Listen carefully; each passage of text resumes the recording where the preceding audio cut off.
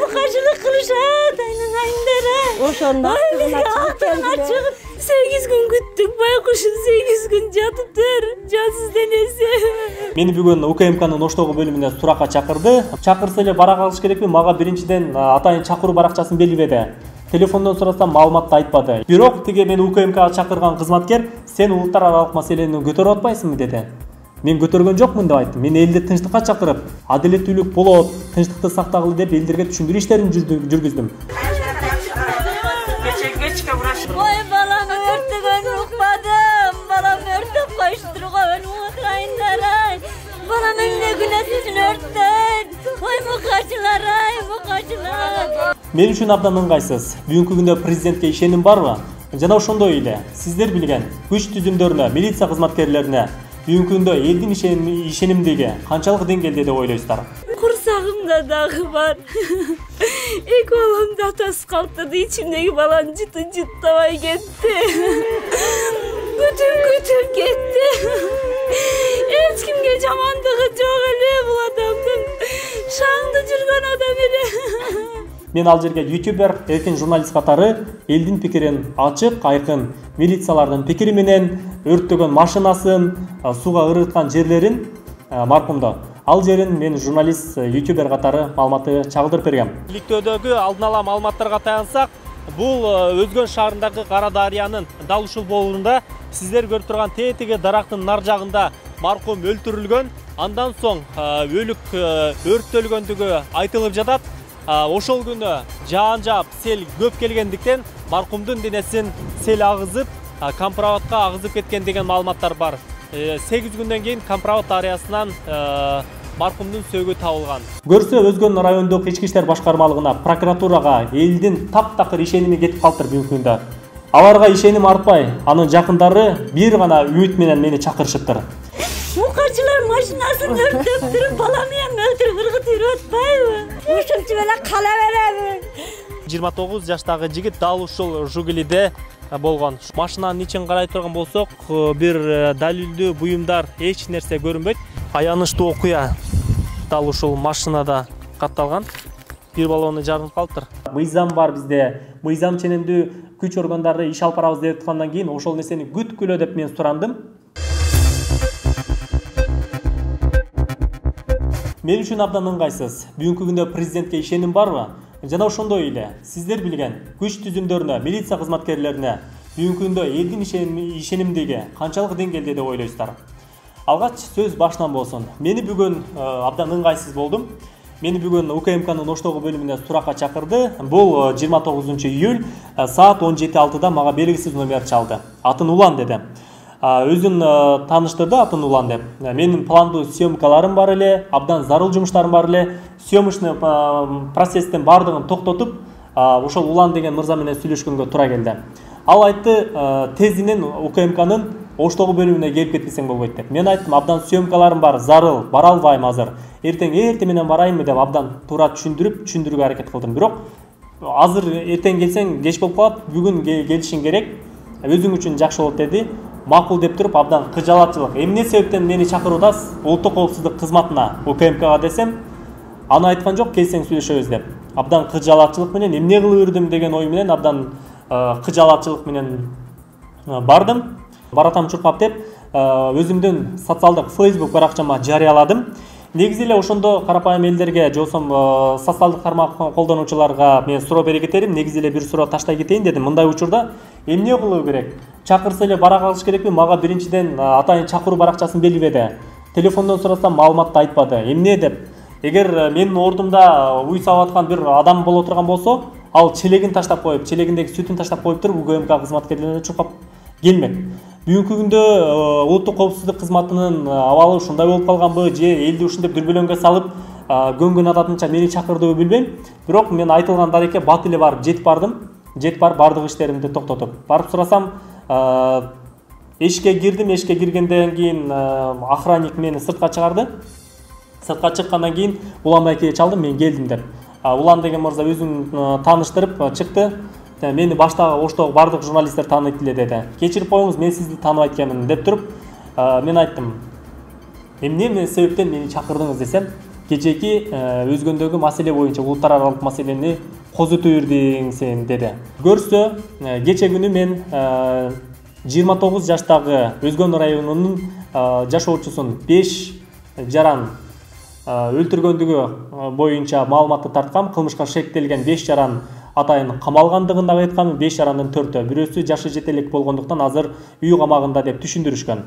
Элдин арыз муңу телекомпанияларга, сайттарга бергенге чалышыптыр, бирок эч мүмкүнчүлүк болбогондуктан мени ал 29 жаштагы жигиттин жакындары атайын суранып, биздин үнүбүз бийликке жеткирип бер деп атайын сураныч менен чакырышкан. Көрсө, Өзгөн райондук ички иштер башкармалыгына, прокуратурага элдин таптакыр ишеними кетип калыптыр бүгүнкү күндө. Жалпы эле Өзгөн райондагы прокуратура милиция эмес, жалпы эле өлкөдөгү милицияларга ишеним калбай калгандыгынан кабар берет бул. Аларга ишеним артпай, анын жакындары бир гана үмүт менен мени чакырышыптыр. Көрсө, президент Сооронбай Жээнбеков биздин урматтуу президентибизге биздин үнүбүз жетсин. Адилеттикти президенттиктен күтүп калыптыр элдер. Адилеттикти президенттиктен, милициялардан, күч органдарынан күтпөй калыптыр. Биздин үнүбүз президентти көрсө, ушул биздин 29 жаштагы жигитибиз артында 3 баласы калды, күлгүндөй жаш курагында каза болуп калды. Ушунун аркасынан өлтүргөн адамдар мыйзамдуу жазасын алышсын деген талап менен мени чакырды. Мен ал жерге ютубер, эркин журналист катары элдин пикирин ачык, айкын, милициялардын пикири менен өрттөгөн машинасын, сууга ырыткан жерлерин маркумда. Ал жерин мен журналист, ютубер катары маалыматты чагылдырып бергем.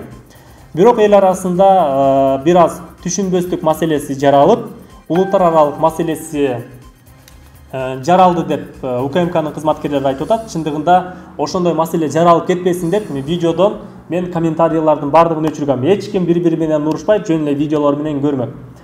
Анан тигил жакта эл дагы ишенимси бийликке, ошо милицияларга ишеним көргөзбөй, биз дагы кайрылат элек деп 40ка жакын адам болсо бизди эч ким карабаса, биз туура эле барып туруп нааразычылык уюштурабыз деп кечкурун 40 жаран топтолуптур айылдын тургундары.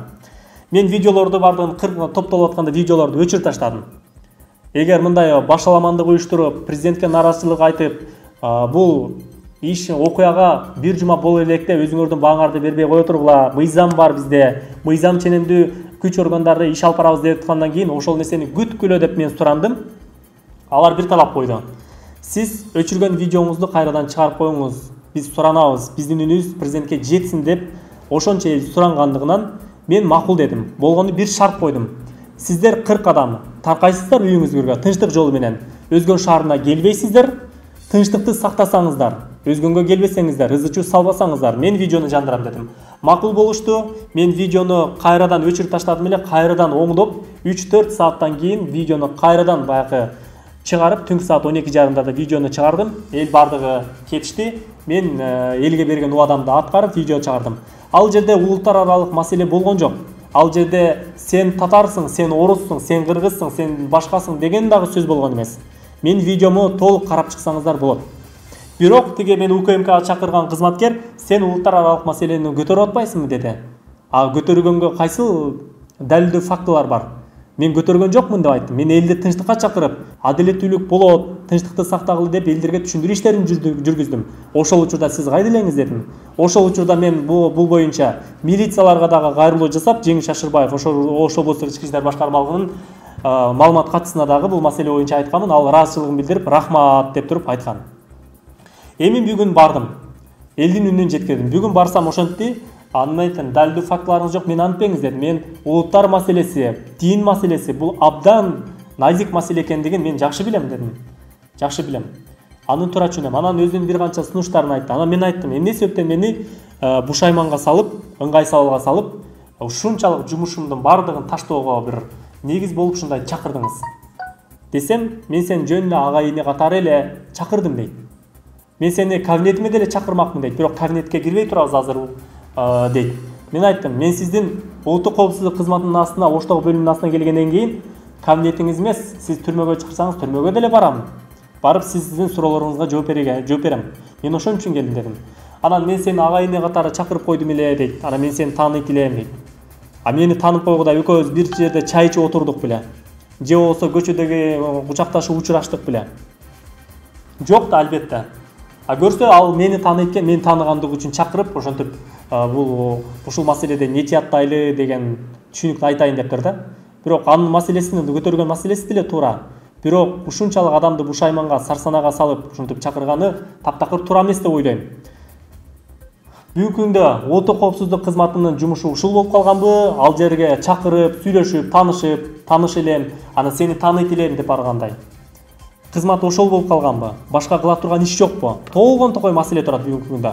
Ошондой маселелерге, майда маселелерге баш ооруп отурганга негиз бар беле? Элдин маселесин бийликке жеткирсек, бийлик ошону бир адилеттүү чечсе деген эле ой. Мен материал тартканда эч бир жарандардан акча сурап же болсо мантип барбайм. Өзүм жеткиликтүү, өзүмдүн деле каражаттарым бар. Болгону биздин негизги бул кызматыбыз ошол. Мен ойлойт элем, улуттук коопсуздук кызматы мындан башка жумуштар менен дагы иш алып барса, адамдар менен жөн эле жолугушуу үчүн, же болсо тааныш билиштик, ака-үкө үчүн ошондой жөн эле бир бизден дагы убактыбызды алып, өздөрүнүн да убактысын алып, ушинтпесе деген видео обращенияны жасайт элем. Урматтуу тургундар, сиздер дагы тынчтыкты, адилеттүүлүктү күтүңүздөр.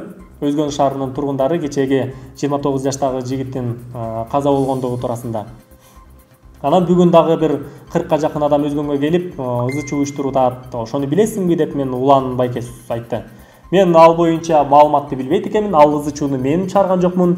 Же болсо мен көчөгө чыгып алып, элдер келгиле, могул жакта ызы-чуу салгыла деп мен айткан жокмун антип. Мен бүгүн кечке съемкалар менен жүрүп, ал мен интернетте да чукуп карап аптырмын да. Анан жөн эле ушундай баш оорута бериштин таптакыр туура эмес деп ойлойм. Андан көрө пайдалуу мамлекет үчүн, эл үчүн пайдалуу жумуштар менен иш алып барсаңыздар деген сунушту жеке журналист катары эмес, жеке жаран, Кыргызстандын жараны катары суранып айтып кетмекчи элем. Саламатта болуңуздар.